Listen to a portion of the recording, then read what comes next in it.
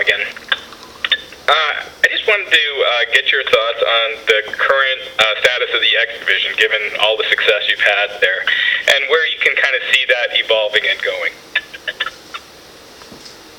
Yeah, it's a good question, and I've always been a little torn on the X Division. Obviously, I was very prominent in the X Division. I owe a lot of my later success through what I was able to do with the X Division. Obviously, the Option C idea. But for me, I've always struggled with what is the X Division. What's the definition of it? And I think that a lot of people have had that. I remember having that discussion with Eric Bischoff back when he was part of the team, and they wanted to kind of bring in a weight limit. Which I understand, because what is the definition of X? The style of wrestling has changed so much. Well, who is an X Division anymore? You got guys like Keith Lee is 300 some pounds.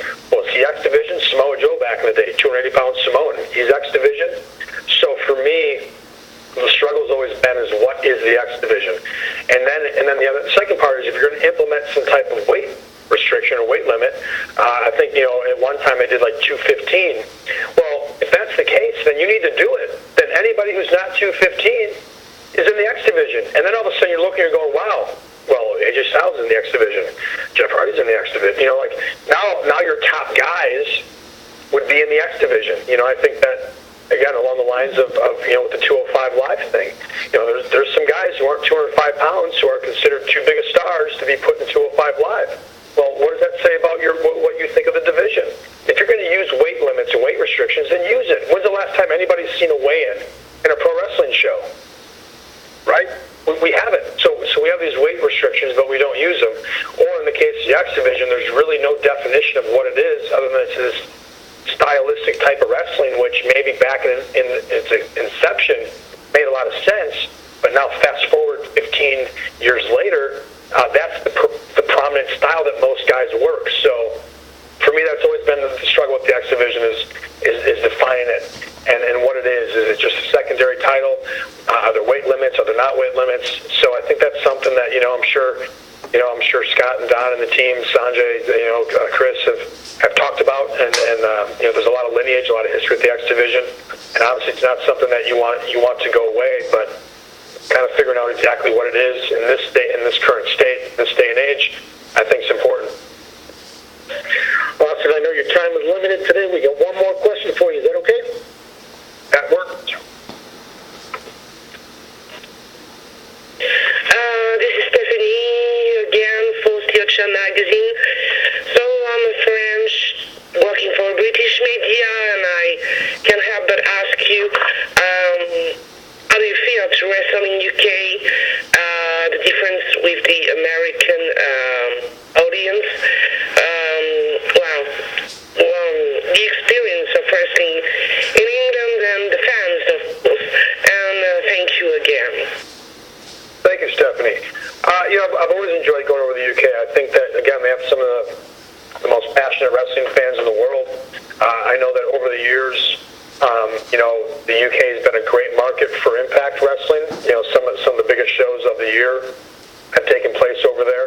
I know it's something that's been talked about that the company would like to do again in the future, very near future, to get back over to the UK, because again, the fan base over there is so strong, and it's been cool for me to go over there and work with companies such as Defiant and IPW UK, and be somewhat of a bridge to help some of these companies start working together to do some things creatively that's interesting for the fans, and also some that helps both companies in their business. So there's right now it's in the UK it's probably about as strong of a scene as I've seen it in quite some time, as far as the talent level, the number of companies that are being successfully run and profitable. And so it's a great thing, and you're seeing a lot more of the UK talent make their way over to the States and really make a name for themselves. Alrighty, Austin, I appreciate it very much. Thank you for everything. Very insightful media teleconference. The next few weeks certainly will be interesting, building up to Redemption on April 22nd. Give us a final thought. I appreciate everybody's time. I'm sure there's some good little snippets in there everybody can cut and paste and give some good shocking headlines tomorrow, and hopefully also there was some some good information beyond that too. So I appreciate everybody's time. I'm excited for not only the future of Impact Wrestling, but just professional wrestling as a whole. And I think there's a lot of people that would agree with me that wrestling's in a very unique time right now. And obviously the media plays a huge part in that. And for me, we can always sift through things and find the negatives. We can always nitpick things. But I think right now, especially with wrestling media, the more that we can accentuate the positives and really keep putting that energy out there, I think that's a plus for everybody. So this day and age of where I can't turn the news on without seeing negativity.